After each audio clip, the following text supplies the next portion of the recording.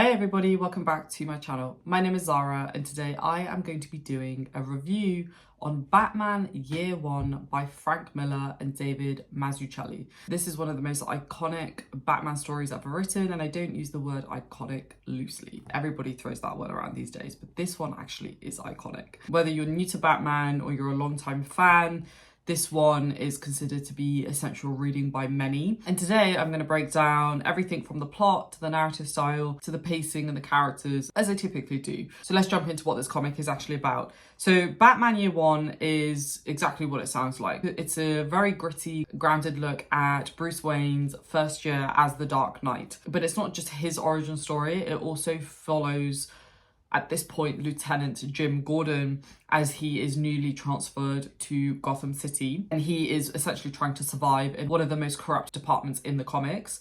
And the story begins with Bruce returning to Gotham after spending a ton of time abroad. And he's essentially trying to prepare for his war on crime, because crime is like at its highest at this point.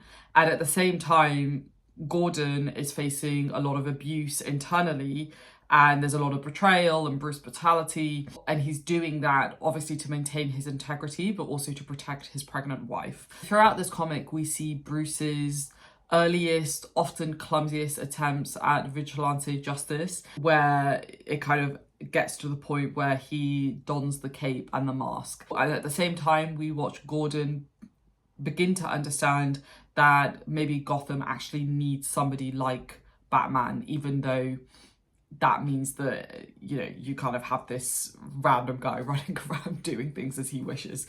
This comic, I would say, it's not really about like a big supervillain. There's no kind of one person that they're focusing on. It's very much at the street level. It's about, you know, mobsters and dirty cops and prostitution rings. And to me, this felt really like a noir crime drama, but there's like a superhero twist, and it's told over 4 very tightly woven chapters. So let's talk a little bit about narrative style now. So Frank Miller's, this is actually I believe this is actually my first Miller comic, and his narrative style is very sharp and very minimalist, which I really appreciate. The story jumps between Batman and Gordon, often using internal monologue to reveal their thoughts, their doubts, and also their moral codes, which I really liked. And this dual narrative structure gives Year One a literary edge because it's as much Gordon's story as it is Bruce's story. And the voiceover captions are a big part of the storytelling. They're very moody, they're very introspective, at times they're often poetic, and the art by Mazzucchelli perfectly complements that tone. There's very moody lighting, gritty textures, and very expressive cinematic panels. And there's a grounded realism to everything. Gotham feels like a real city, and Batman feels like an actual person, not just this myth. You know, he's still bleeding, he's still learning, he's still trying to figure things out. And I would say the same of Gordon, like he's learning things as well, and he's trying to adapt to what is a very corrupt system. In terms of pacing, it's really tight. There's absolutely no fat here. I read this in kind of 1 or 2 sittings in the same day. Part of it is because the pacing is just so perfectly done. In just 4 issues, we get character arcs, set pieces, emotional stakes, and social commentary.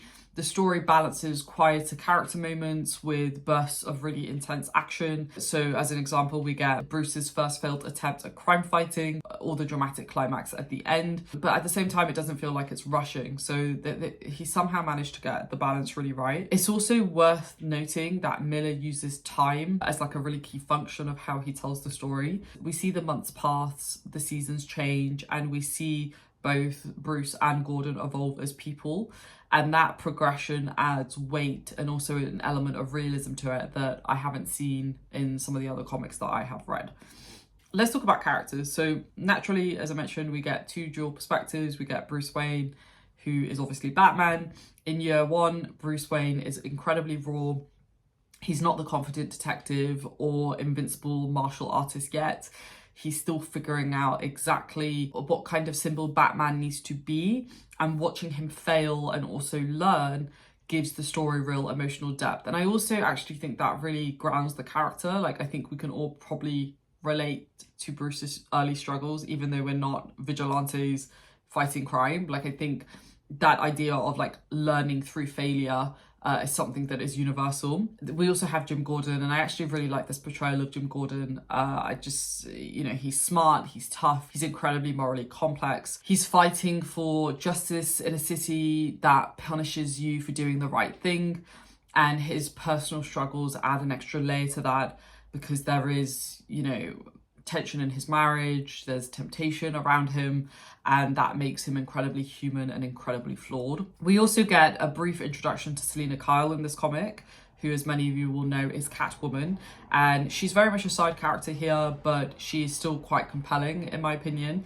She is reimagined as a dominatrix turned cat burglar, which is dated, I would say, in some ways, but at the same time I do think it works with the noir tone and with certain aspects of the story. At this point, her transformation into Catwoman is more hinted at rather than explored. It's a thread that Miller leaves open that I suspect is looked at more deeply at later comics. And then there is also a broader supporting cast from, you know, we have the sleazy Commissioner Loeb, who is just kind of gross, and then we have Detective Floss. You know, there's a bunch of other characters that really paint Gotham's underbelly with a level of effectiveness that I wasn't expecting in such a short comic.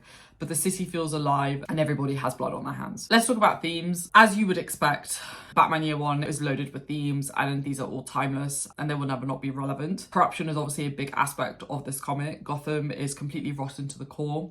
From City Hall to the police force, from government to the average Joe on the street. Batman isn't just fighting street crime, he's fighting an entire system that protects evil. There's also a lot of exploration around the concept of duality. Bruce and Gordon are two sides of the same coin. Both are trying to do good in a completely broken world. One chooses law, and I would argue that one becomes the law. And I think that's such an interesting angle to explore. There is also exploration around kind of fear as a weapon. One of the core ideas explored here is that Batman is using fear against the criminals, not just brute force. The bat isn't just a costume, it is actually a symbol meant to terrify the people of Gotham, or the bad people of Gotham, I should say.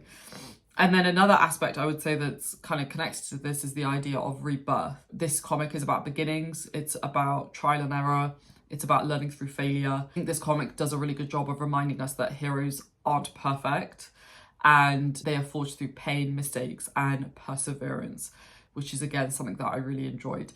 I have definitely, as I've gotten older, preferred comic book stories where, and also just generally actually in a lot of my fiction, where the heroes are just normal people trying to do the best that they can, but they are incredibly flawed, they make dumb mistakes, and they fail.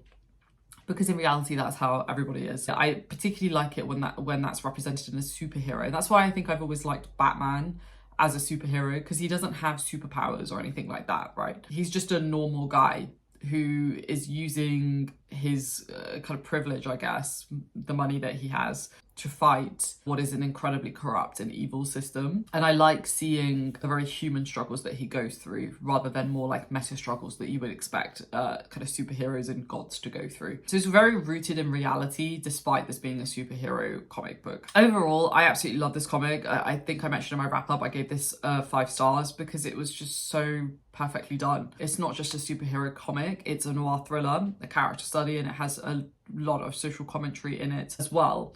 It strips Batman down to his essence and rebuilds him into something completely unforgettable.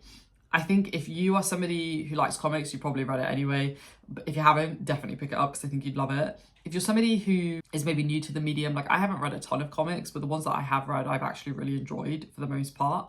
But I think if you're somebody who's kind of playing with the idea of reading comics, or you just like to give one a go, then I would 100% recommend starting here, because it is just a very, very well done story, and the narrative is just as impressive as the art style. Definitely give it a go because it's very cinematic in nature, but at the same time it's very grounded, as I said. You can also read it in like 1 or 2 sittings because it's relatively short. I strongly recommend it because it is absolutely fantastic. So I'm really curious, particularly for the comic book lovers and fans of Batman, Is year one your favourite Batman origin story? And if it is, great, let me know more about that below. And if it's not, let me know which one is. Because I know there's like The Long Halloween, there's also 0 Year, neither of which I've read, but I would like to. Let me know your thoughts down below, and let me know also what are your favourite comics, because I would like to read more comics. I actually got a couple more Batman comics recently.